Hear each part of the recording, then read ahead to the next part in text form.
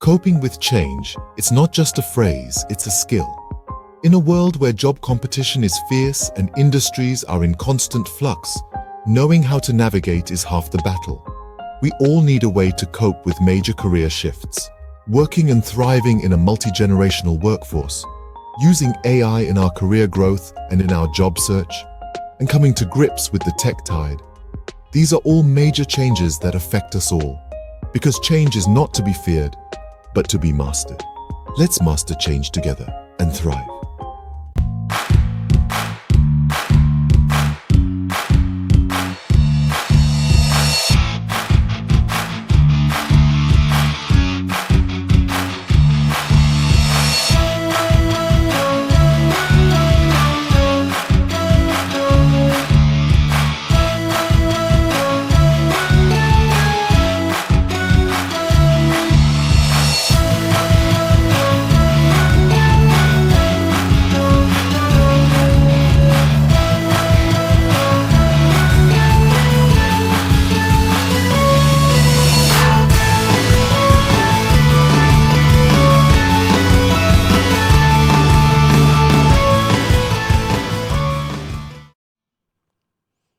Hello.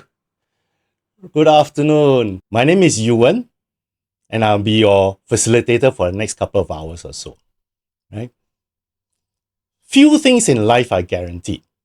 In fact, some people say only 3 things in life are guaranteed. You live, you die, and what happens in between? You experience change. Right? Change is the only guarantee that we have when we are going through life.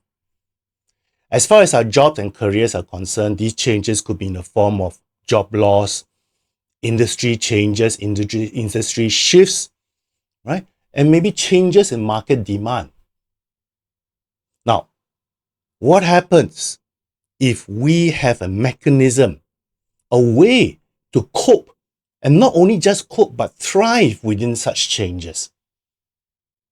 That's what I'm going to talk about for the next few hours or so. All right? Okay. Now, for those of you who don't know me, right? I'm Yuan again, as I said. I've been a practicing career coach with my own business, right? Not with WSG, but with my own business for, now this is coming to my 10th year already. Okay?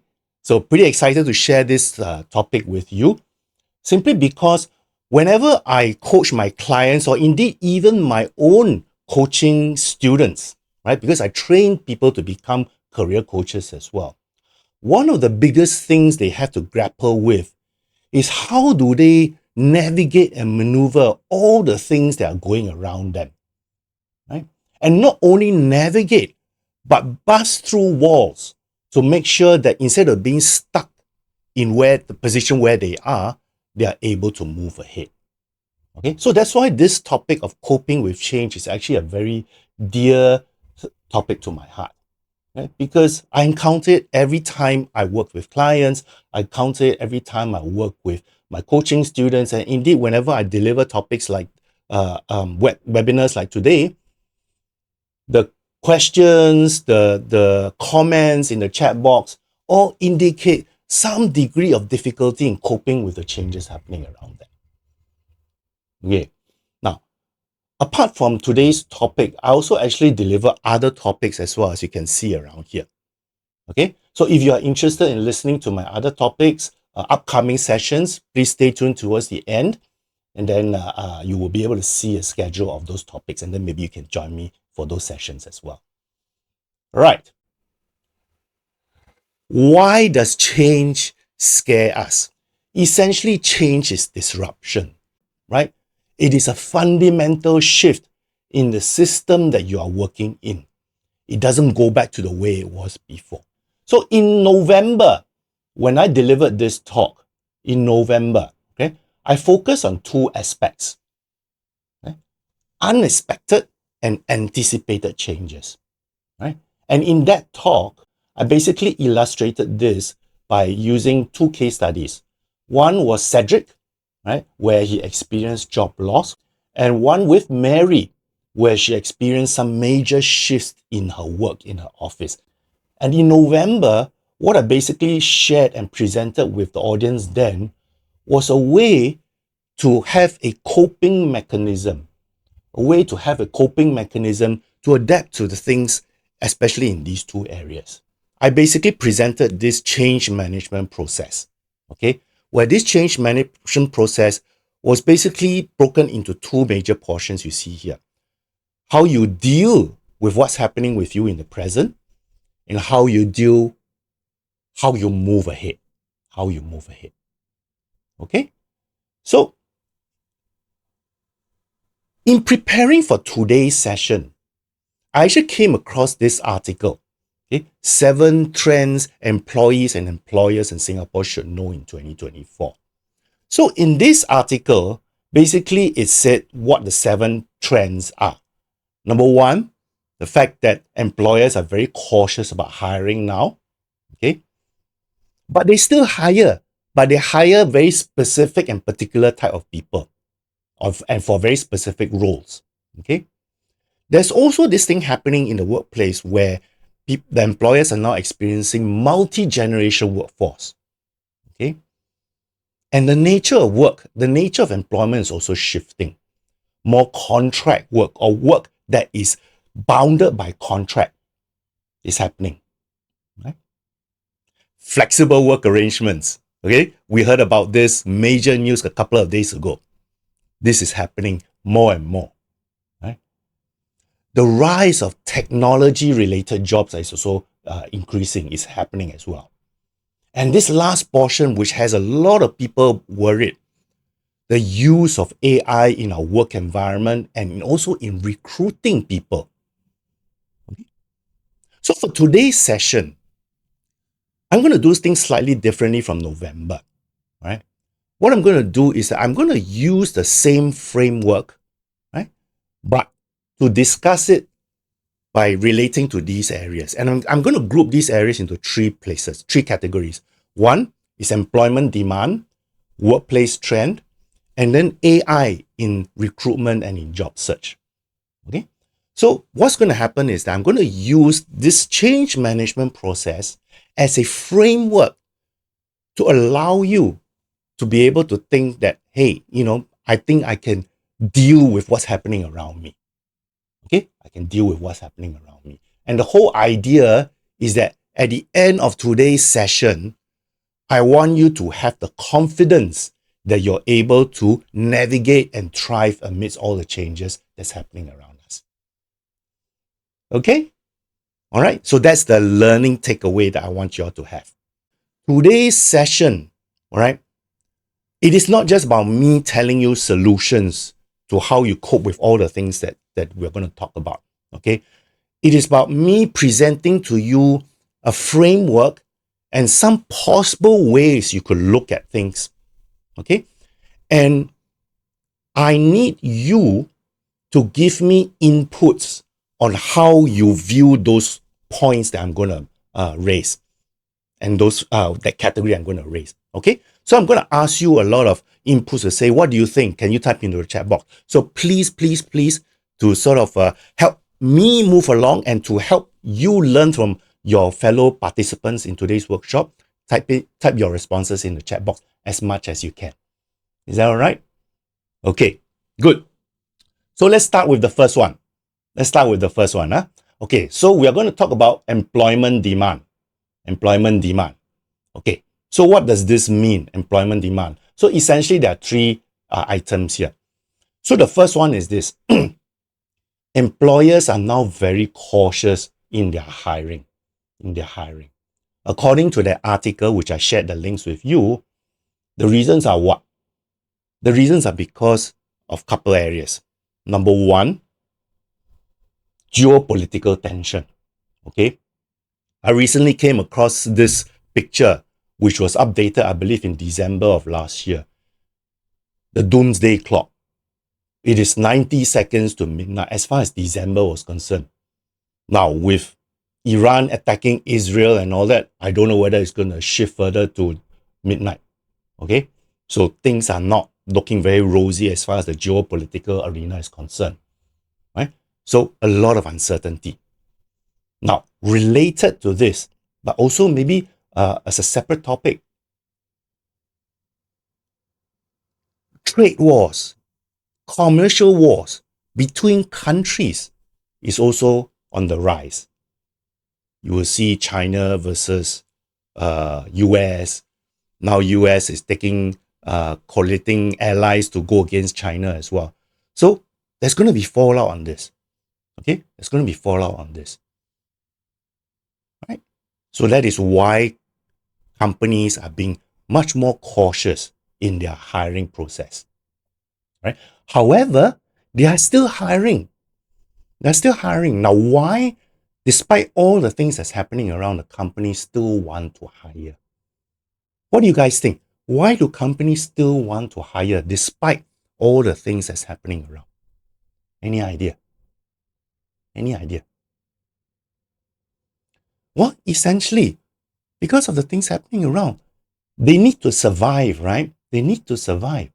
So they will be experiencing new processes, new business areas, and new technology.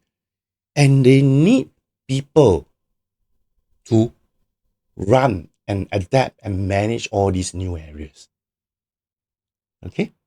And then there's this buzzword, innovation. They need people to drive the innovation spirit. Okay? And all because of this, to survive. Okay? Now, you see a trend here.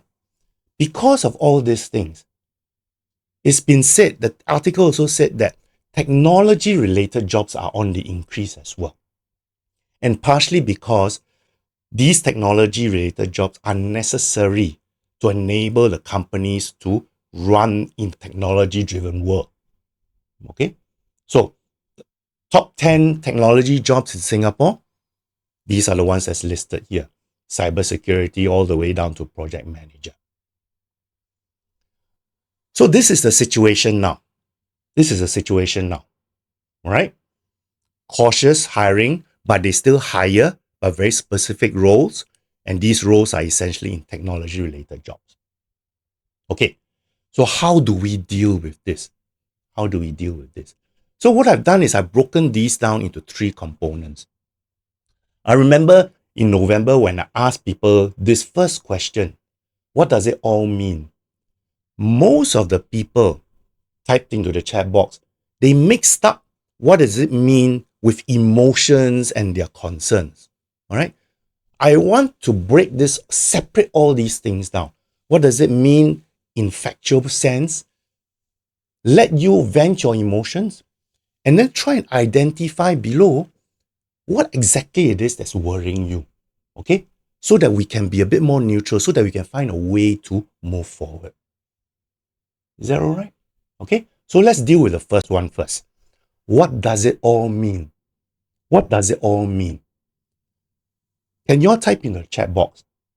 With those things that's happening down there now, slow hiring, but very specific hiring areas and technology-related jobs, what does it mean to you? What does it mean to you? What's happening out there? Type into the chat box. What do you think is happening? Great opportunities, upskill, more competitive job market, reskill, right? Upgrading your skills. So a lot of skills related, the thoughts that's happening there. Shift of job demands. Yeah, so there is something going to change, right? Something is going to change. But what is happening here is that essentially employers' risk aversion becomes higher, right? They don't want to take risks. They want to hire people who can immediately hit the ground running and solve their problems. Yeah? The other bit here is this. The hiring process can become longer because they're taking more time to hire, right? Somebody mentioned competitive job market. Yes. Now, there's 2 ways to look at it. Competitive in the sense that more people are going after the same job. Yes.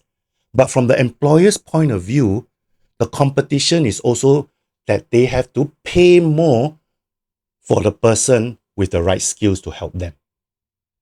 Interesting, isn't it? And all this is because of talent. Talent is something which we all are looking for, not only the companies, but also among ourselves as well. What is our talent? And one of the things that I always tell people to do is to try and identify what your problem solving skills are. And that really is going to be one of the key things. One of the key things. Okay. This one, we talked a little bit about that. Tech industry is going to grow very, very fast. Very, very fast. Okay. Right. So, with all those things that's happening, right, you see in the right hand side, how do you feel? Do you feel good about it? Or do you feel there's something wrong? Wow, I like this. Somebody says excited. Gary says excited. Excellent. I like that point of view. What else is there? Is there any negative feelings? Do you have any negative feelings from looking at all those things that's happening there? Well, essentially, if you look at it, right, you could be anxious. You could be insecure, right? Somebody mentioned depressed, lost, feeling need to re-energize. Gary said optimistic, excited, right? So it's a mixture of positive and negative, right? Okay. So this phrase, feeling naked, feeling exposed. Wow. So let's delve deeper into this. Okay. What are your concerns? What is making you anxious, insecure, depressed, and even maybe what's making you optimistic? Can you not in control? Somebody said not in control. Right? Increasing demand, yeah. Too fast paced, cannot catch up. Right? So a sense of instability. Things are shifting about. Potentially you could have a job loss, experience job loss. Yeah. Then you're wondering, the area that I'm in, will it grow or not? Or will it decline? Okay. And the skills that I have, is it relevant? Is it relevant? Someone also mentioned they didn't expect so much change so quickly. Right? So the worry here is the amount of change that's coming on. The amount of change that's coming on. Yeah. So we are looking at the present. Okay. We've dissected what it means in as factual a way as we can. We try and strip out the emotions that you're feeling. Okay. And then we try and analyze what is making you feel the emotions that you are feeling. Okay. So keep those in separate buckets. It's easier to manage in separate buckets. Okay. So now that we have looked at the present, let's then look at how we move on. And similarly, 3 buckets. Looking at the possibilities, what we need to do, what help we need. All right? So let's take a look at each one in turn. Okay. Possibilities. What are the possibilities?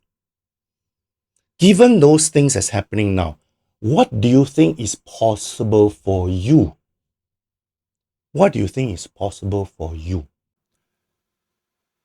Unprecedented opportunities for people who are willing to pathfind. That means people are willing to venture into new areas.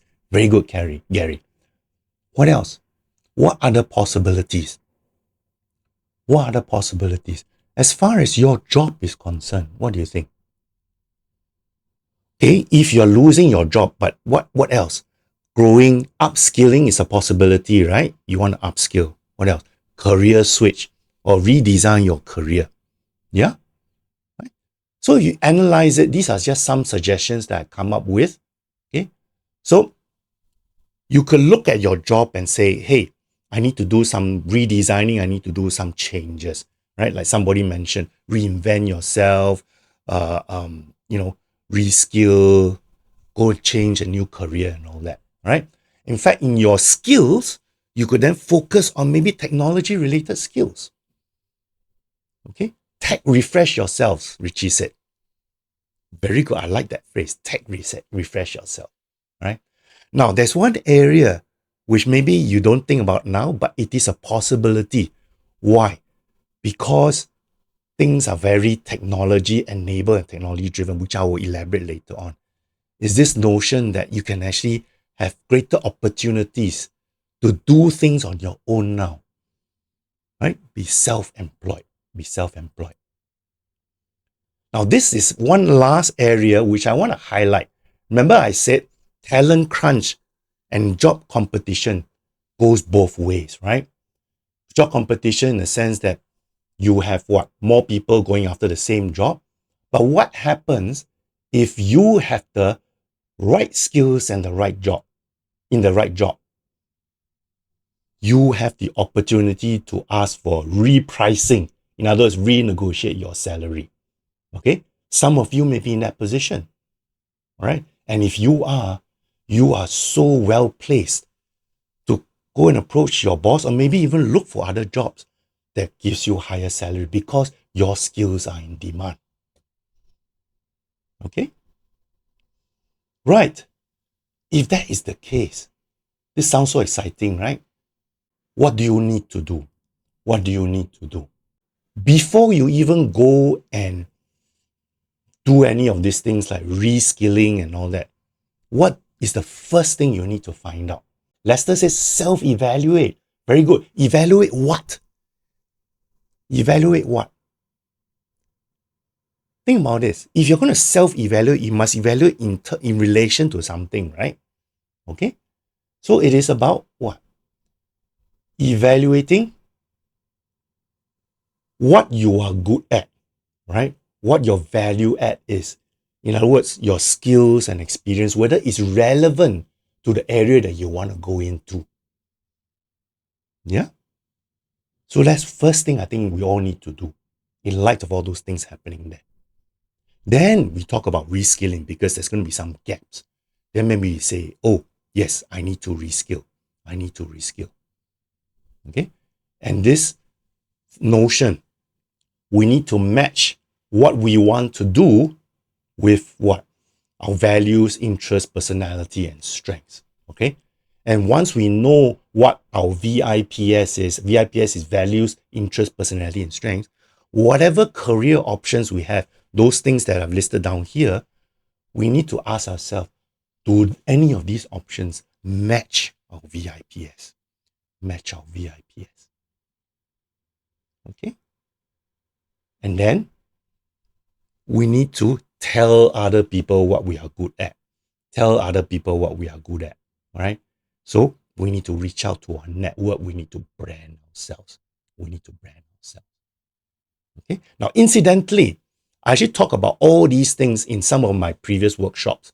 Now, if you want to take a look at the recordings of these workshops, you can just go into my YouTube channel, right? The address is there, okay? And then you can just take a look at all the recordings there, okay? Again, like I said, the link here would be provided to you by WSG as well, okay? All right. So we've talked about, the actions that we need to take or we can potentially take. Okay. What help do you need? Let's be very specific here because unless you know what help you need, you don't know where to look for it, right? So what help do you need? You look at it, many of you have mentioned this, right? Seeking someone who is able to have experience in this area, whether it's a career coach or whether it's maybe someone, a connection that has worked in the same path as you before, or something you want to go into, right? Someone mentioned relationships, your network.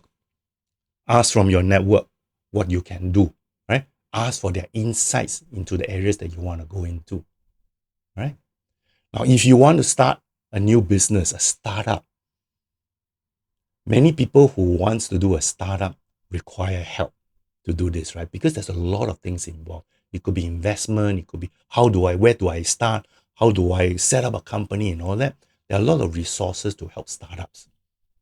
Okay? But I don't want you all to neglect one very, very important help, which I don't see many people mention here, is what? Is this thing about family. You need a support structure.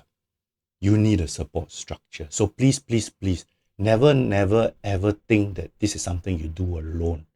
Okay? We all need support from the people around us. Okay? All right. So, see the framework now? Last few minutes, 15, 20 minutes or so, we talked about employment demand using the change management process. Okay? We said, how do we deal with the present? And here is really essentially about acknowledging what's happening around us. Okay?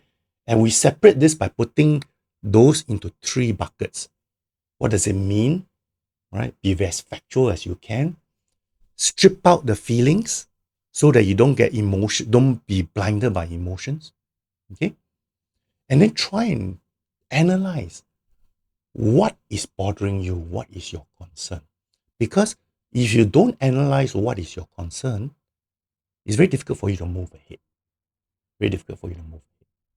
Okay? And then we talk about moving ahead. Okay? Then you start looking at what is possible for you. Right? Identify all the options around you and say, hey, what is possible for you? Right? Try and identify which of those options best suits you. Determine what actions you need to take to fulfill any one of those possibilities. And leading on to that, what help you need. And the whole purpose of this last portion is to enable you to break through walls. Break through walls, break through the inertia so that you can move ahead. So you can move ahead. Is that okay? All right. So a very simple framework, but I think it is very useful. In fact, I've used it a lot with my own clients. And also I've taught my coaching students to use this framework for their own clients, and it seemed to work as well. Okay. So this is about workplace trend. Workplace trend. Okay. Workplace trend means what? Basically a combination of 3 things. Okay. Combination of 3 things. Let's talk about the first one here. Contract work. Now, many of you will probably realize by now, more and more jobs are bounded by contracts. Not just freelance and gig workers, no. Even jobs for people who are working in 9 to 5 full-time, considered full-time jobs. They are bounded by contract, 2-year contract, renewable, okay? Maybe 5 years, whatever, but it's contract. And this is happening more and more. In fact, I experienced this about 15 years ago. It was so new then, I was taken aback, but it's almost becoming the norm now. Now let's understand this. Why are companies wanting to put people on contract, or why are companies willing to engage freelancers and gig workers to help their business? What do you guys think? Why is this happening? Okay, somebody said easier to terminate. Okay, that's probably a pessimistic view, but cost savings, okay, that's one. Anything else? Save cost. I think maybe let me put another way. For those of you who have managed businesses before, all right, manage P&L, saving cost is a major factor, all right. But more importantly, is also our ability to respond to changes, right? Changes are happening so fast that companies are trying to catch up, right? And because of this catch-up process, there's going to be gaps. They're going to find that, hey, many of our people don't have the necessary skills to adapt to the changing things happening around them. Okay? So they need to plug those skills gaps, and hiring freelance gig workers helps them to plug those skills gaps to a certain extent. Cost is a factor because, sometimes gig workers may not cost so much, but it comes back to them. It comes back to them in the sense that, it's these things move on. People move on to other areas as well. All right. What I want to also mention here that you all have put it down, you all have written down here, talent crunch. Okay. Because companies either are unwilling or unable to pay for the talent that's out there in the marketplace that can help them. Right? So they're working to a cost. So therefore, they're more willing to hire freelance or gig workers. Now, there's one item which I thought was very interesting, and that article actually highlighted this. And I'm sure you all feel this way too. Okay. Why do you guys, even if you are working, like to have contract work or work that is either on a freelance basis or becoming a gig worker? Why do you like that? Can you tell me why would you like something like this? Why would you like something like flexibility? Yeah, somebody mentioned flexibility. Yeah. What else? I mean, at the end of the day, it's also about what? You have the opportunity to get additional income stream as well, right? I know some of you may say that, oh, some companies are very strict about this, but there are some companies who are also much more relaxed about it as well. So there's an opportunity as well. Okay? So I want to couch this not only in positive, but also in opportunistic manner. And I need you all to look at this as well, because this is looking at things in a very neutral way, All right. Agnes talked about flexible working. Okay, so let's examine this in more detail. Flexible working. This is becoming the norm, right? The last couple of days, you looked at NTUC saying that now, or MOM saying that no employers are now encouraged to offer to take a much more closer look at employees wanting flexible work arrangement. Flexible work arrangement here basically means work from home, right? Okay. Now, the report, the one that I'm getting all this from, actually suggests that actually more local companies prefer their staff to be on site. Those companies that are more open to flexible work arrangements are actually companies who are used to having employees in overseas. So you're talking about multinationals. So local companies tend to prefer their staff to be more on site. Multinationals tend to be prefer staff to be are okay to have open flexible work arrangement. Okay, so that's the current nature of things. Now, I think it's fair to say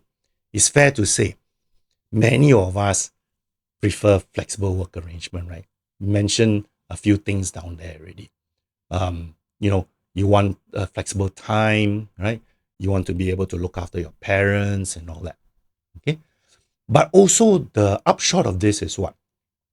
Companies are introducing tools, okay, to make sure that even though employees have a flexible work arrangement, the degree of accountability and collaboration has to be maintained. So they are trying to introduce as many tools as possible, productivity tools. And it just so happens that these tools are technology based, which we're going to talk about later on. Okay.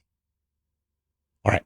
So the third factor here, multi-generational workforce. Now, I was quite surprised by this stat where not only the article said, but I just saw that many other places also shared this same statistics. In 2025, next year, 70% of the global workforce will be made up of Gen Z and millennials. In other words, people born between 81 and 2012. Wow. 70%. What does this mean? There's going to be a talent crunch. Some employers, if they don't react to this, they're going to suffer. All right? So talent crunch is going to come. Now, what companies are going to do now is they have to focus more on engaging their current employee. They want to reskill the current employees. Okay? They also want to hire people who can solve their problem. I emphasize this, hire people who can solve their problem. For those of you who are above 40, okay, I'm actually going to talk at length about this in my next upcoming webinar on 7th of May and career confidence after 40. So if you're really interested in hearing more about how do the new seniors, I think that's a new term, right? New seniors deal with all the things that's happening around them, please sign up for this webinar. If you look at this, right, all the things that's happening around us in terms of the employment trend, okay, the workplace trend, right? What does this mean? Are you able to go by with your current skill set, or do you need to reskill? Yeah, consistent upskilling to meet market demands, right? So you either reskill or upskill, right? I come back to this notion of problem solving again. Because companies now, they are more risk adverse, they need to look at people who can solve their problems, right? Which means problem solving skills become all the more important. I'm going to elaborate a little bit more on how we get problem solving skills, right? Technology focus is going to be something that we all have to live with. Okay, we all have to live with. Okay? There's no escaping this. Again, I'm going to mention this in the last section on technology. This part, which I think is very, very interesting, collaboration focus, especially in the case of when you are bringing in or you're working as a gig worker, you're working in a multi-generational workforce, you know, you are looking at a flexible work from home arrangement. You need to demonstrate, you need to find a way to make sure that you can collaborate better with people. Okay?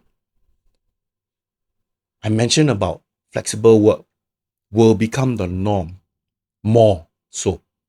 Right? This article from a couple of days ago, big hoo-ha. All employers must now have a process for workers to request flexible work arrangements from December. Wow. That means companies are more conscious about how employee will add value to their business, to their processes. So a lot to think about, isn't it? Right? A lot to think about. So how does this make you feel? How does this make you feel? Can you type into the chat box? What do you think? All those things there, how is it going to make you feel? Somebody as a job seeker. Okay, somebody mentioned stress. What else?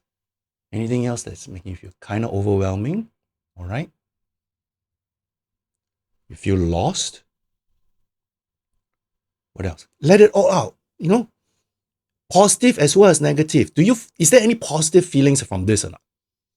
Somebody said exciting, right? Or one comment about feeling like bots in a mechanical line. Yeah? Okay, it's a moving target. Everything keeps moving. You're right. It is a moving target. And because it is a moving target, we cannot sit still. Right? So, someone mentioned excited. Right? That's why I like to put this up there first. Because I don't think everything is negative here. I don't think it's everything negative here. Okay? But obviously, we have to be conscious about the feeling of being overwhelmed. And sometimes we are fearful of changes coming on. Right? A moving target, someone mentioned. So let's identify what is actually bothering us. If you're feeling overwhelmed, feeling fearful, what exactly is it about things that's bothering you? What is it that's bothering you? Let's strip out the emotion and try and analyze what is bothering you. Inertia, fear of the unknown, need to be learning mode, okay? Unable to secure a job, okay? So job loss. Are you comfortable with the skill set that you have? All this thing about feeling unstable, instability makes you feel tired, you get exhausted about things. No, the threat of job loss. Sometimes you're wondering, am I still relevant? Do my skills are still in demand? Okay. How can I make myself useful in a world that's always changing, in a world that's only looking for a particular type of people? Yeah, fair enough. So that is what's currently going through your head. Fine. Okay. Like I said before, we strip it down, different buckets to try and analyze how we move forward. Okay. So let's move forward. Same thing again. What are the possibilities? So, you guys tell me now, what are the possibilities you see here? Different skills to relearn, rebrand, create new focus on career, look for more passive incomes eventually, move out of comfort zone, take temp job first, have the right skills. Well, if you look at it, the possibilities are what? Again, you can look at what you are doing, what job you are doing, and see, is there an opportunity for you to redesign? If you are currently working, what can you do to redesign your job or your job scope? Okay. Or if you're looking for a new career trajectory, what can you do to change your career path? Okay, so that is a possibility for you, right? That's a possibility. Yeah. Someone mentioned job sharing. I just read the article today as well. Okay. Some companies like job sharing, some employees like job sharing, but only particular roles are suitable for job sharing. So if that job sharing, that role is suitable for job sharing and you like it, by all means, do so. Okay. Now, the other one, which I saw somebody mention, okay, because of the nature of what's happening in the workplace, all the more you have the opportunity to actually go beyond your current job and do something different, whether it's self-employed or freelance or whatever. If that is what you want, the opportunity presents itself there. Okay. I also want to highlight this last portion. This notion, remember we said that employers are looking for people who can solve problems for them because they are risk adverse and because of all the things happening, the talent crunch. There's a question on talent crunch. I'm going to answer that after this. Okay. You can position yourself as someone who is an expert in a particular area, right? Expert in a particular area. Okay. And what this means is that if the area is a problem that many companies face, then you will be in demand. Okay, so there's an opportunity for you there as well. Right. So given these opportunities, there may be more, right? But I'm just suggesting these three. You could think up of a few more. What are the action steps you can take or you need to take? What are the action steps you need to take? You need to know what your value add is, your experiences, your skill sets, and more importantly now is how you use those things to solve problems. How you use those things to solve problems. Okay. For those of you who are looking to redesign your career or to be self-employed, you have to look at whatever options you choose in those areas. Does it match with who you are? Who you are.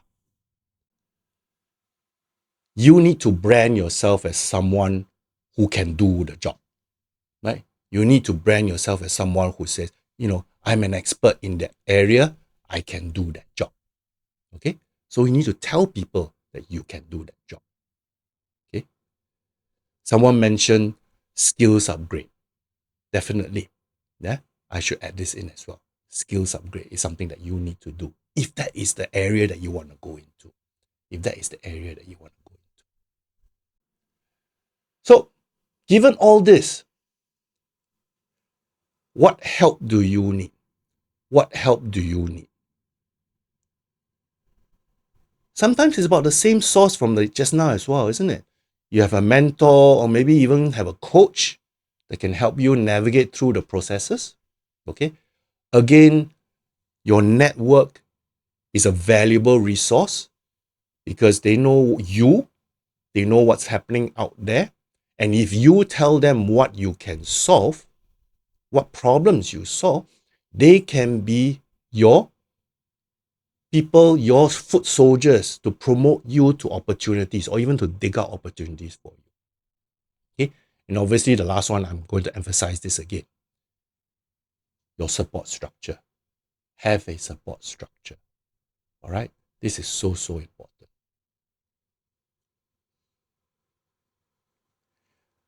All right. So that was a discussion on the things that's happening in the workplace.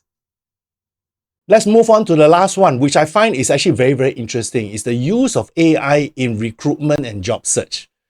Okay, in recruitment and job search. Now, I'm going to show you a particular set of figures which the article shows, which I thought was very, very interesting, is this one. Extent of AI adoption in recruitment amongst employers polled in Singapore.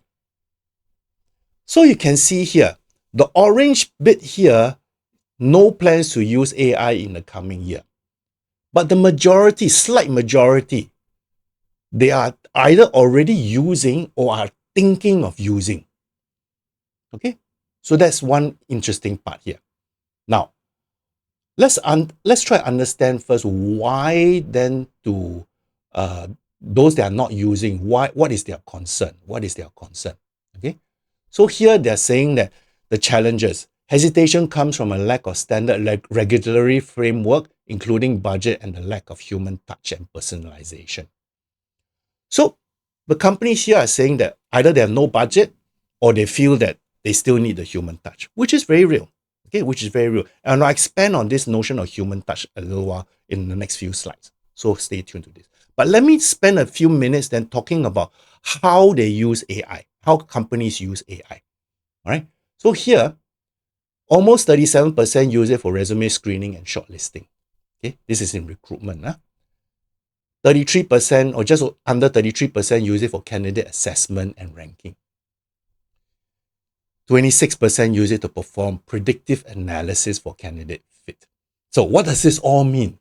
Big terms, right? What does this all mean? So let's dig deeper one by one. Okay, resume screening and shortlisting. Okay, why do companies want to do this? Well, essentially is they want to streamline the initial screening process, right? Because on average right now, for every advertised jobs out there, most companies maybe receive upwards of 300 to 500 applications. They have no time to go through all the applications. So they use the ATS or the screening process, right? The ATS to screen through all the applications. Okay. And how do they do this? Basically, they have algorithms, right? They analyze the resumes to see whether they match the criteria, whether there's relevant skills, experience, and qualifications. Okay. So that's one.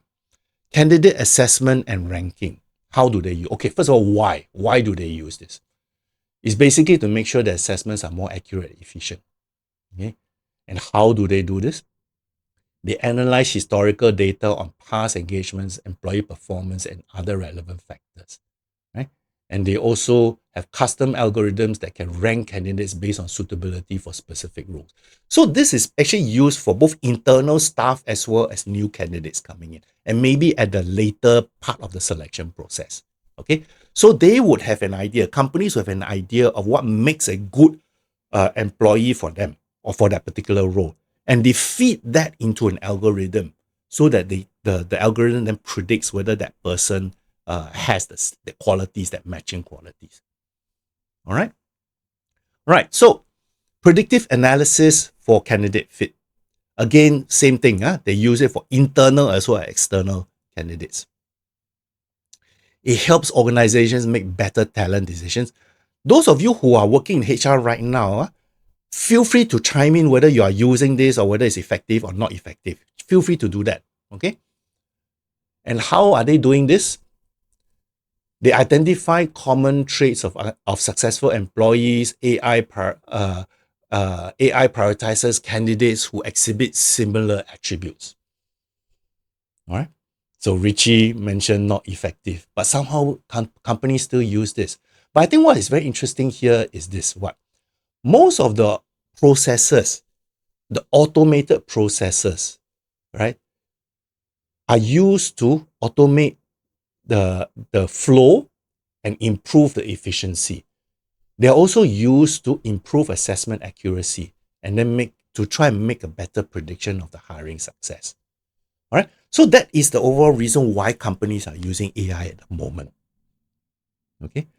Now, like it or not, companies will increasingly feel the push to adopt AI in their own processes, whether it's business or whether it's AI recruitment or employee management. Okay, that's a given. So Richie, if you're in HRIS, I think you would probably have career longevity in this area. Okay, so I came across this article, this talk recently. So basically, what this talk says is that Martek's law, right? It says that technology is changing at an exponential rate. So it's going faster and faster and faster. It's not going at an even pace. However, companies only change at a logarithmic rate, even pace. So there is a gap, and the gap is getting bigger and bigger. And that gap will create a lot of tension. So companies are being forced to try and get on the generative AI bandwagon because it's going to go so fast. And that video goes on to suggest something which I think is quite dramatic, which I think is also very relevant here. Okay, it's going to be the case where what companies are going to operate in an era where constant regeneration becomes a necessity. Okay, so AI is no longer becoming a competitive advantage. It's going to be an expectation. You need to operate in a new work environment. Okay, so if your company or if a company is currently not on this notion of adapting to AI, I seriously agree that they eventually will because they cannot afford not to. All right. So what does this mean to the individual job seeker like ourselves? Okay, what does this mean to us? So let's discuss this on an individual level using AI in a modern job search process. Right, in my past workshops, I actually basically explain what is the modern job search process. So it's know yourself, know the world of work. Wow is the world of work. Strategy, how you strategize to get the job you want and how you connect up with the employer.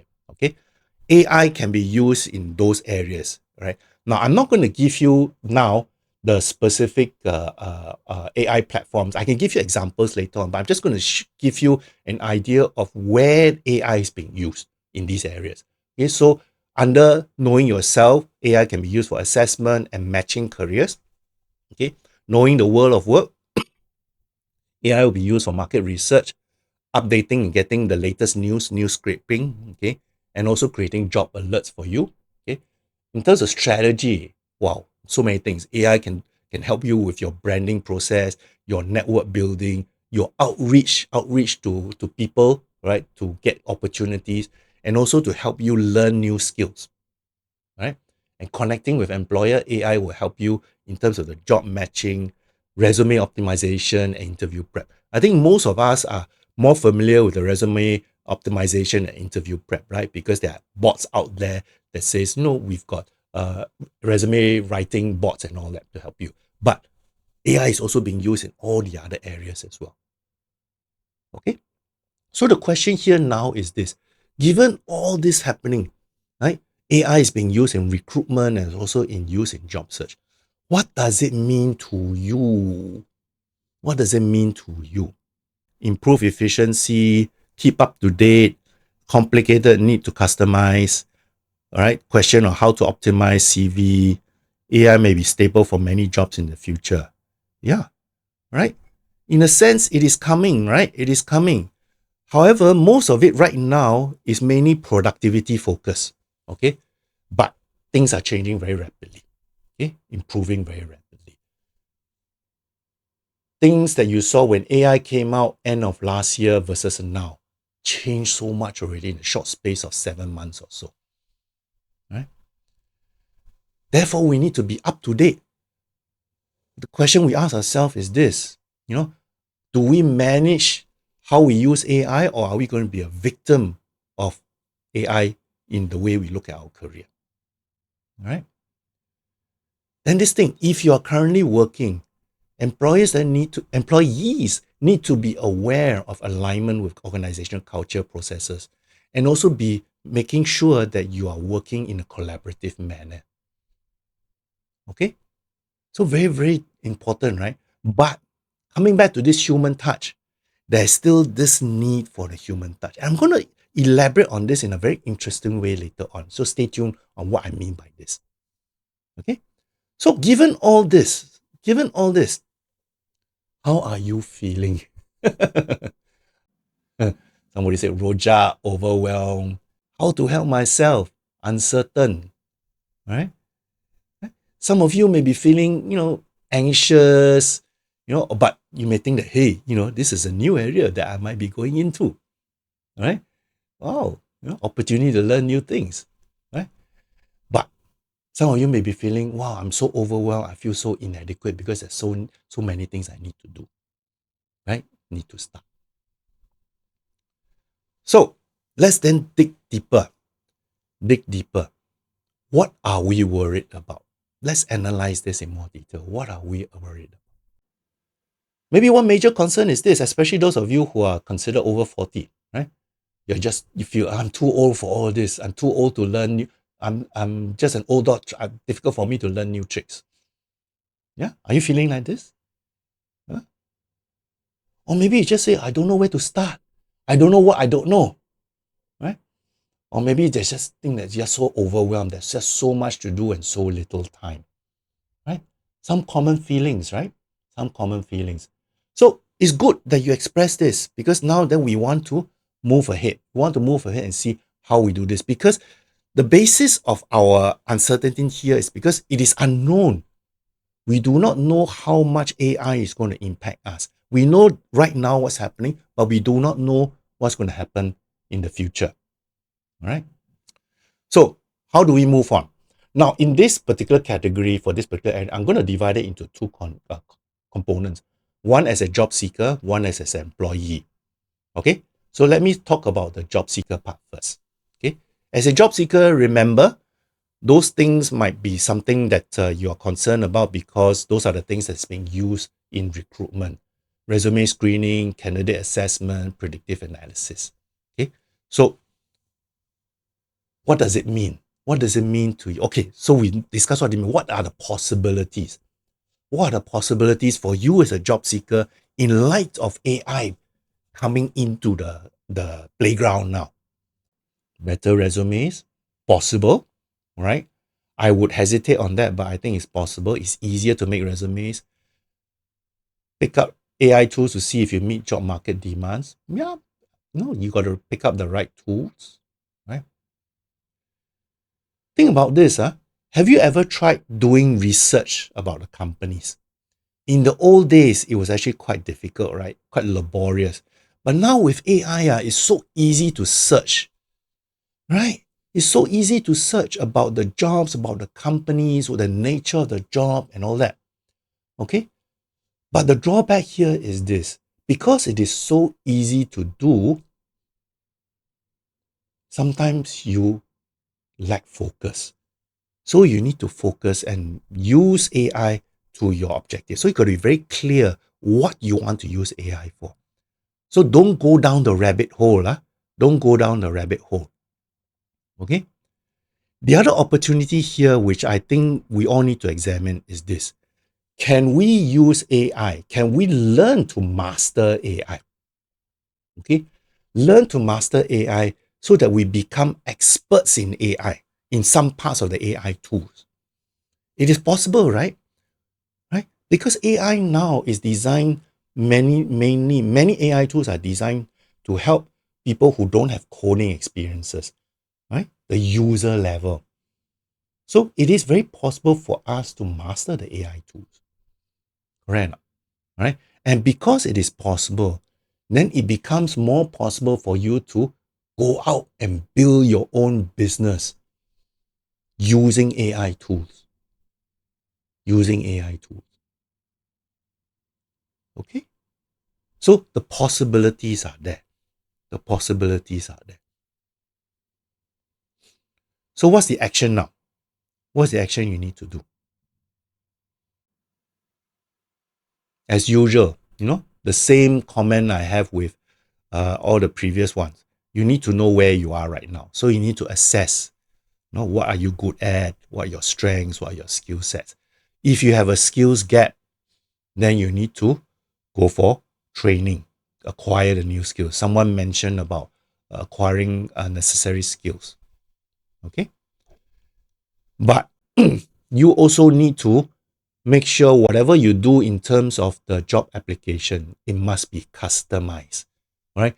You cannot do a buckshot approach and send in and say the same CV to all jobs. No, you must customize. Even more so now, especially when they are using AI to filter out all the unqualified applicants. Okay? And then this notion of using AI to brand yourself out. Now, with AI, the internet and all, the opportunity for you to brand yourself in a much more effective way is much stronger. Is much stronger. Over the next few slides, I'm going to give you examples of AI tools you can use. They are not exhaustive, all right? But they're just some examples to get you started on this whole process of using AI as a job seeker. Okay? Use it as a reference point.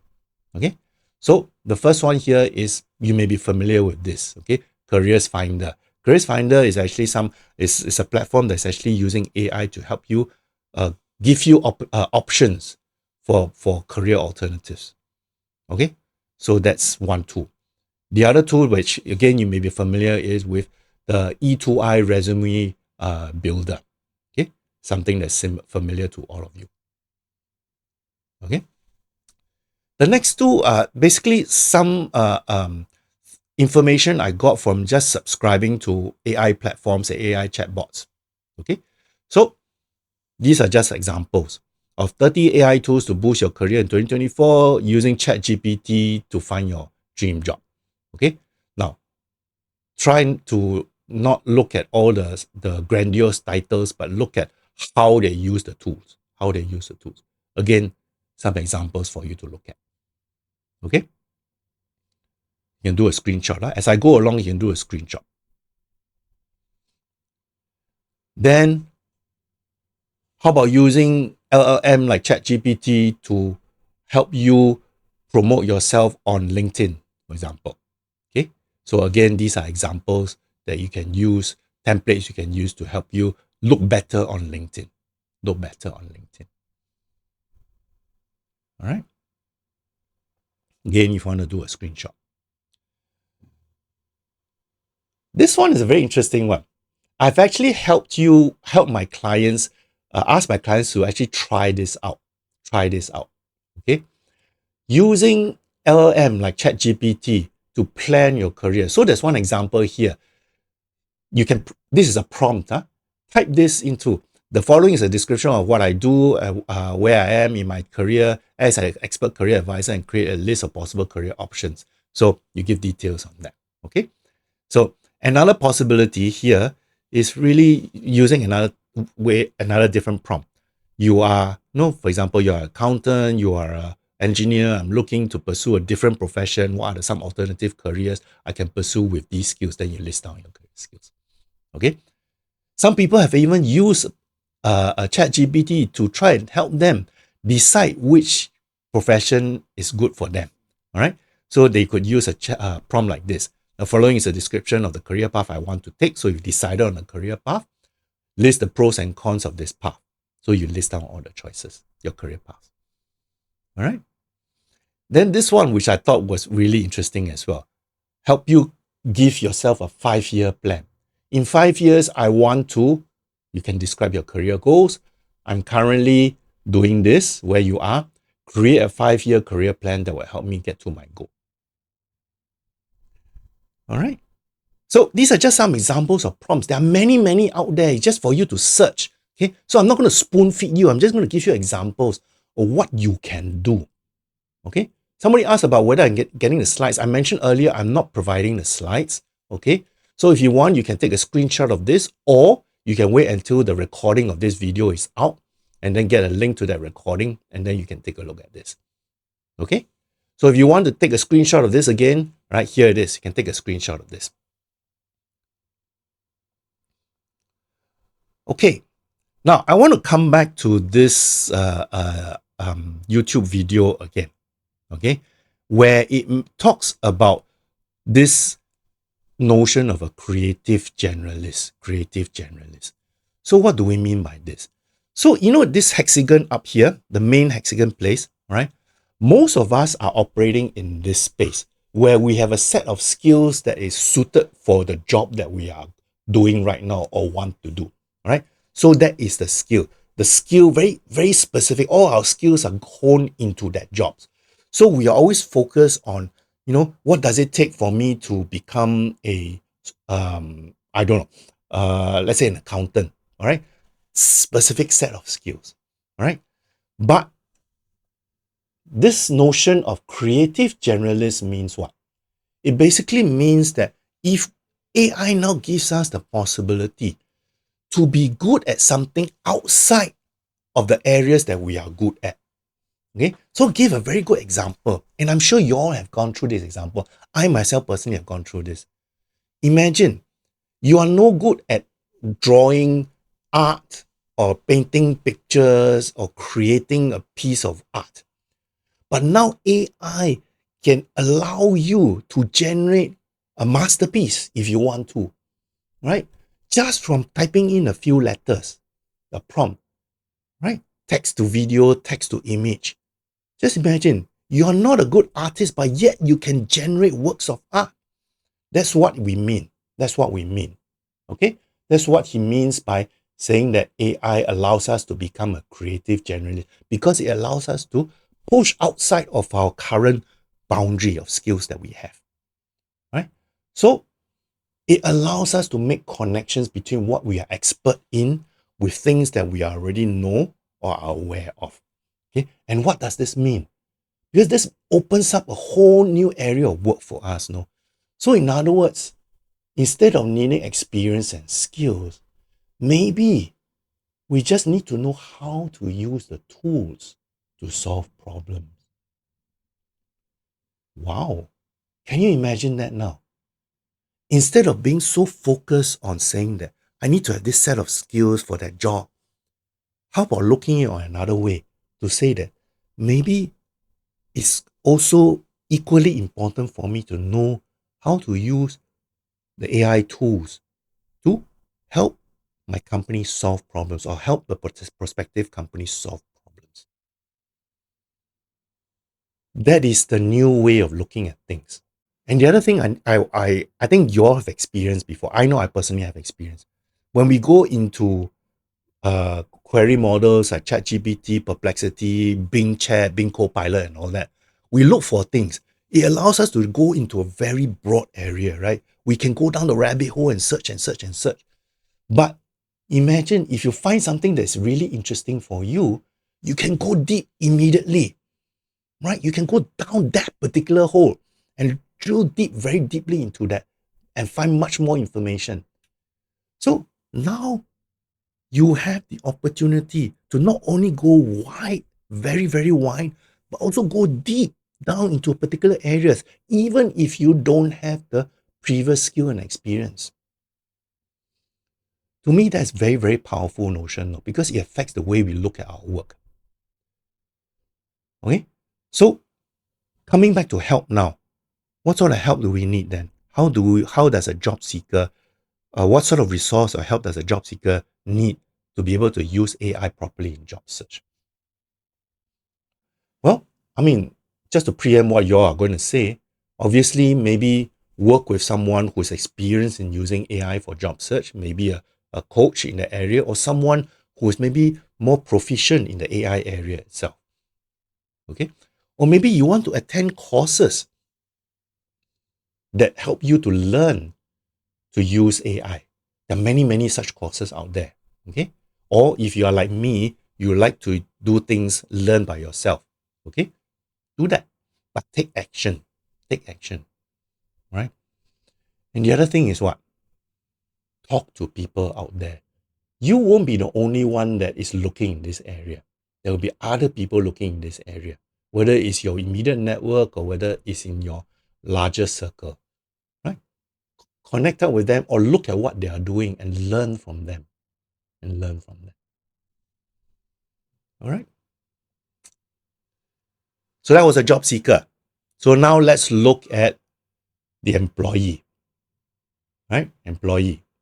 So remember, employee, currently now what's happening is that, companies are using AI in terms of candidate assessment as well as predictive analysis. Okay. So how does this impact us? What are the possibilities we have here? What are the possibilities we have here? In the interest of time, okay, I'm just going to share with you what I think they are. You may have some different possibilities, but what I think is two great possibilities for us, okay, as an employee. Okay. What are these? Remember I said about expert. You can be an expert in the field that you are in right now, right? So you can use AI tools to help you be an expert in the area, right? Or you can expand beyond your current area to become a problem solver. So people solve problems by not just only using skills and experience in one area, but the best problem solvers use skills and experiences they know about in other areas, right? And AI allows us to leverage on other areas to do so. Okay. So again, these are just some examples of how different professions are using AI. I saw earlier on there was a question of giving examples of what accountants use in terms of AI. Now, I don't have exact software, right? But I'm sure you can search for this. But these are just some examples of how they are using AI to help in their jobs. Okay? Consultants, marketing managers, retail assistants, and journalists. Right? So if you're in a different profession and you want to know how to use AI, just do a simple search. You can find this out very, very easily. For your information, I found this out on Bing Chat, or some of you know it as Copilot now. Okay, just type in what profession. Okay, if you've got a particular profession in mind, you just type in and say, I'm working in this. How can I use AI? What areas of my job can I use AI? And give me examples of software. Okay, then bang, bang, bang, bang, it all comes up. See how easy it is to do, right? And I just want to make sure that we are recognize this fact. Okay, the new way of work is also means a new way of seeing ourselves as workers. Right? It's so different now because of this notion of a creative generalist. All right. So AI allows us to be good at something where our skills are basic. Remember that statement I made? But it also allows us to use our dormant skills. And these skills can now be used to provide value for the organization out there, the bigger organization. Okay, so let me illustrate this by this simple chart. So this is a standard organization, right? Let's say for example, you are in this organization and you have got skill sets. Those skill sets are in the yellow dots. Some of those skill sets could be replaced by automation like AI. Okay, because you're working in a particular fixed environment. Okay, but imagine if you are what they call a creative generalist, where you're using AI to enhance what you're capable of doing. Here, yes, there will still be some skill sets that are replaced by automation within your immediate confines, all right? But you also are able to expand beyond your current department or your current functional role using AI to augment what you already know to some extent. Okay, so AI allows us to not only enhance existing skills and knowledge in our work, but also allows us to use these skills outside of our department for projects or tasks. Okay, so here, in a sense, we focus on work that's based on projects and not roles, on skills and not jobs. So in this sense, I actually agree with this notion that actually skills-based economy is something that's going to come up. All right, it's going to be quite strong, but only in this case because you are using how we use AI to enhance our skill sets. Enhance our skill sets.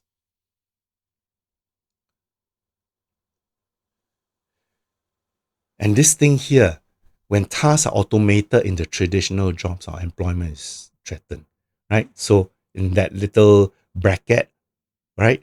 If we work within the bracket of that job, we be threatened because AI replaces some parts of our skill set.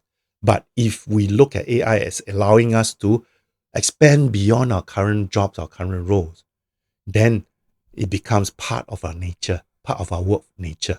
So we don't have to be afraid of that. Okay? We don't have to be afraid.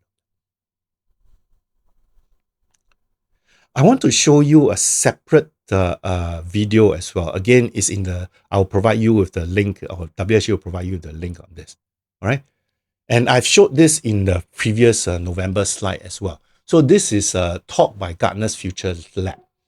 And they were also talking about disruption, what's happening in the workplace. And there was this particular notion here is, they asked the question, what if older workers become more productive than younger ones? Wow. Can you imagine that? Right? They're saying that the talent crunch creates two pressures, right? The need for more experience and the to ensure that there's salary equity for the people who are actually doing the work itself.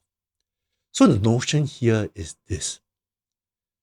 If we use AI properly, if you are someone who is an older worker, if you can use AI properly to help solve problems, it then becomes your weapon because it democratizes skills.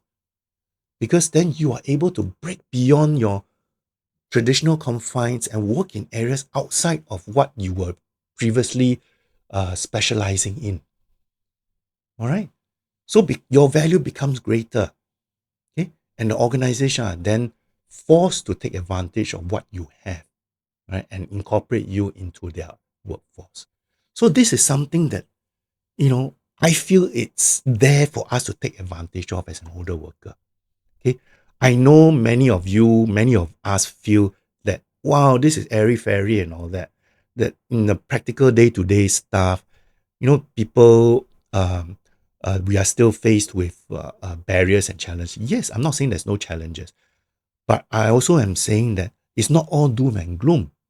As an older worker, we need to do a little bit more. We need to prove ourselves. We need to provide proof that we can help companies. Okay. And AI allows us to provide the impetus, the proof that we can actually help them in a way, and we can be comfortable doing that as well. All right. Okay. So let's move on. Action. What do we need to do to become an expert, to be a problem solver? What do we need to do? Obviously, we need to take a look at what skills we have, right? And make sure that they're relevant. If they're not relevant, then we need to go for retraining. Okay? I'm talking about employees, existing employees right now.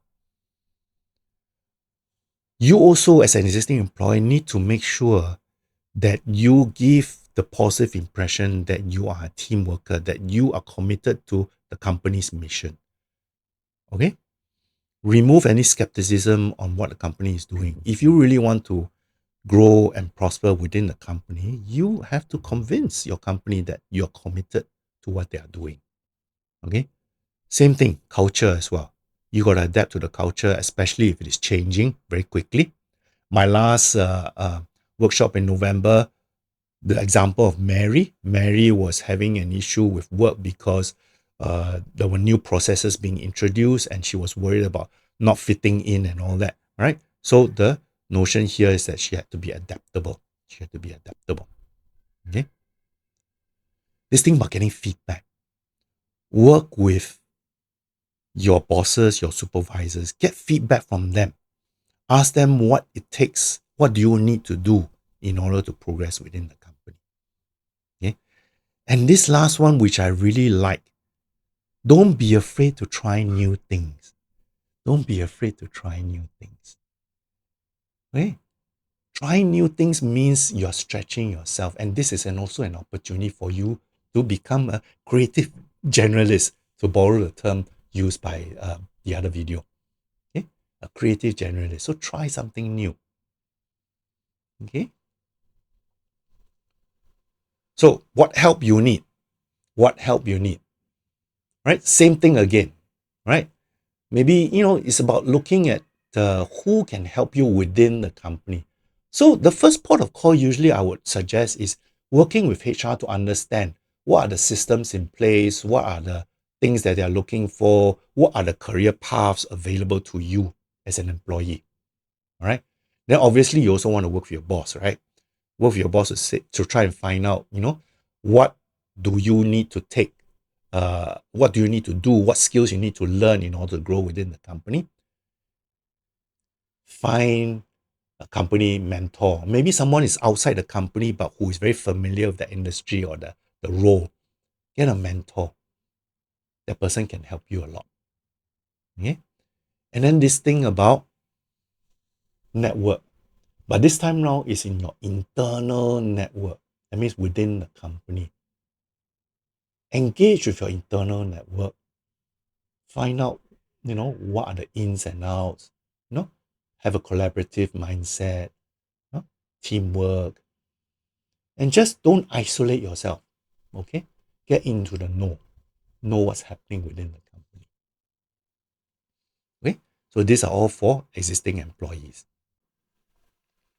So we spent the last probably about half an hour talking about using AI in job search and career growth. Okay?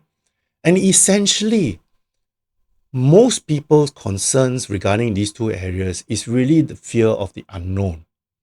Okay? So I hope that by going through the framework, you get a sense that actually you have the possibility to break out of this shell, blow out the shadows, right? Shine a brighter light on making sure things are more obvious for you. But I want a few caveats, because I think this is very important here, because I am not saying that AI is the be all and end all, because at this point, there is still some things that we need to understand about AI. Okay. So firstly, there's going to be errors and biases. So whenever research you do, don't just depend on one source. Okay. Search for multiple sources to verify what you have found out. Be wary of manipulated content. Okay, deep fakes going to be a big issue coming out, especially in election year. Ethics. Okay, those of you who are working in companies, those of you who are formulating AI policies, consider fairness and transparency. Okay, don't solely rely on AI. Right? There's always this thing about having the final human interface. The final human interface. All right. Now, I want to also make sure that we all understand this notion. AI automates processes, but it doesn't replace creativity. So here, and I really agree with this statement, the future of work is powered by people but enabled by AI. I really believe in this. Maybe you disagree with me, but this is my personal belief. Okay? So we then need to be sure that we use AI to our benefit. Okay, we use AI. We should not be seeing AI as a threat, but we should be seeing AI as an enabler for what we want to do and what we want to achieve. Okay.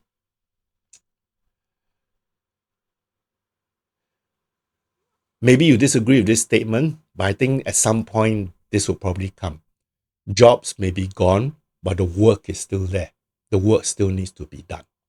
Okay, which means what? Maybe then we got to start focusing on not so much job specific skills, right? But more on problem specific set of skills. So let me summarize. Let me summarize everything. Okay? Let me summarize everything. So we spent the last 2 hours or so, just slightly over 2 hours, right? Deep dive into this trend of this 7 trends employers have in Singapore that you should know about in 2024 from this article. So basically, these 7 trends, I basically collated them into 3 areas: employment demand, workplace trend, and use of AI. And I basically use the framework of the change management process to try and understand what we can do in the face of these 3 sets of issues. I want to make sure that we have the confidence and the capability to cope with all those things that's happening around us. All those things that's happening around us. Okay? As far as the CMP, the change management process is concerned, essentially 2 categories, right? Dealing with the present and moving on. So as far as dealing with the present is concerned, it's really acknowledging what is happening to us right now. And really, I am asking you to break it down into 3 buckets. Factually, what it means, emotionally what it means, okay, and analyzing what is really bothering you. Okay, 3 different buckets, right? And here the focus is on making sure you accept with what's happening. Okay, obviously there's a grieving process involved. Allow yourself to grieve. Spill out all the emotions that's within you, and then try and identify what is really the concern that you have. Okay, and once you have identified that, then you have the ability to move on. Then you have the ability to identify the possibilities, what action you need to take, and then identify what help you need to have. Okay, so here the focus is on exploring, making sure you understand what your priorities are and matching these priorities with what you want to do, making yourself active, right? Go out and do things, but at the same time, making sure that you have the support necessary to help you move ahead. Okay, because at the end of the day, this whole thing is what? It's about breaking out of the wall, breaking out of the wall. Okay, all right. Now, this next slide is something I shared in November, so I just want to go through very quickly. How do we overcome fear of change, right? So, redefine what you are doing, what your purpose is. Know why you are doing things that you are doing. Okay, support system, I mentioned ad nauseum about that. So you know why I feel so strongly about this. Control how you react, right? So that's why in my framework, dealing with the present becomes critical there, because you then separate all the things into 3 components to help you react better. Ground yourself in the moment, again, dealing with the present. Okay, learn from your past experiences. Okay, make sure that things cannot be perfect, right? Whatever you did in the past, learn from it and move on, right? Don't be so hard up about I need to have perfection before I move ahead. Okay, when the task seems very complicated, break it into smaller steps and then celebrate each step that you achieve. Planning. Okay, always try and plan as much as you can. Think about the what if situation. What if I do this? What if I do that? What if I learn this? Wow. The possibilities that can open up even more. Obviously, you seek help if you need to. Now, for those of you who are still, worried about thinking about how do you cope with job loss or changes at work, or indeed even if you're going through a career change or you're coming back from a long absence from work, or if you're thinking about retiring, okay, refer to the November workshop where I talk in detail more about these particular instances. So you can take a look at that. All right. Now, as I was preparing for today's workshop, I actually sort of thought that maybe some of you may, even despite all the frameworks that I've shared with you, have some difficulty because you may still feel down and out and depressed. Okay, because I saw the word depressed in some case here. Somebody want to see the last one. Okay. Anyway, I'll come back to that slide later on, okay? Because I want to make sure that we understand this. I want to share with you a story about my mom. Because every time I feel down and overcome and overwhelmed by all the changes happening around me, I'm reminded of what she has gone through. And I'm sure I'm not the only one that has the same experience that your grandparents, your parents have gone through that. My mom is 92 this year, right? So she was born in 1932, okay? And the oldest of 4 siblings, right? Born in China, went through World War II, went through the Cultural Revolution. And I remember she told me stories about how her mother, my grandmother, brought her and the younger brothers when they were toddlers alone on a ship from China to Singapore and then drive all the way back through Burma and all that back to China when the war was over. Just imagine how tedious a task that was in the past, right? There was no planes, at that time. Taking a boat coming down to Singapore, I think took at least a month or so. Okay. She married my dad, and it was during that time, it was a very messy period in Singapore's political area. All right. And for a variety of reasons, my mom had to bring me up alone. And despite having to work as a single mother, she managed to become a medical doctor, become a pioneer specialist in her medical area as well. Okay, So imagine, every time I think of all the things that I am so caught up in and say, oh no, it's overwhelming, no, I can't do it. I think of what my parents, particularly my mother, has gone through.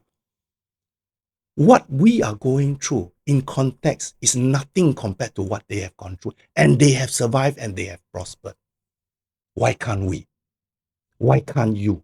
And I'm sure I'm not alone in having that particular family history. I'm sure all of you have got grandparents, parents who have gone through similar situation at the time and they have survived and they have prospered. Right? So it is a matter of context. It is a matter of context. And I hope, that this little snippet will give you some solace in the fact that, things will get better, because if you put effort, you put mind and soul, and you look at the context that you're in, right? You can do it. Okay? You can do it.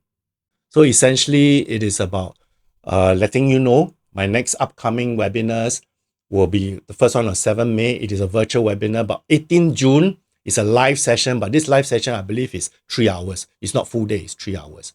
Okay? So if you're interested, sign on as in the usual channel, right? So basically, the links I'm going to direct to you are basically in one, my LinkedIn bio, which you see up there, beacons.ai at Career Bliss.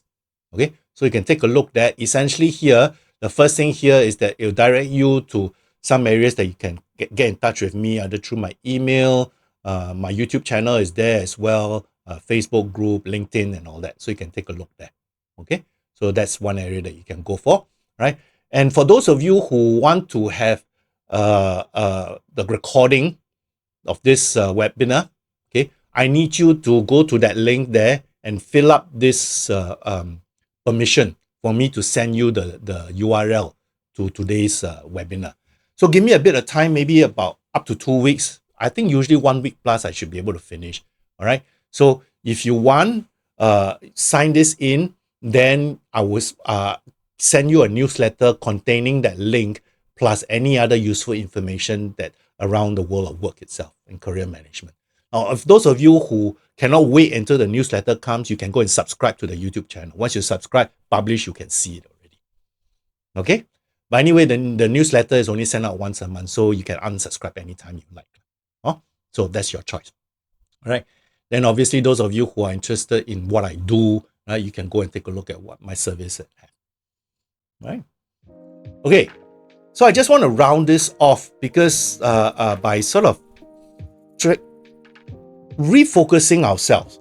Okay, whenever I talk about this notion of change, the biggest barrier to everybody is really this notion of this fear of failure, losing people, success, the unknown, the fear of moving forward. Okay, so we need to manage that fear, right? And that's why it prompted me to suggest that framework, because that framework has allowed my clients, myself, right, my coaches' clients, to sort of remove that fear element, right, the emotional element, and try and analyze, okay, what exactly needs to be done so that you can move ahead better. Okay, so it's about management of fear, and I think maybe you probably have a different way of managing your own fear, right? So what I've suggested to you is basically a framework. It's not a solution. It's a framework you can use to find your solution. Okay? I really enjoyed today's session because I think, this whole thing of putting it together really motivated me to try and make sure that, whatever things that's happening around us, you have the ability to sort of cope with the things that's happening around you. You guys take care, right? And I hope to see you guys again soon. Okay? Be well. Be well.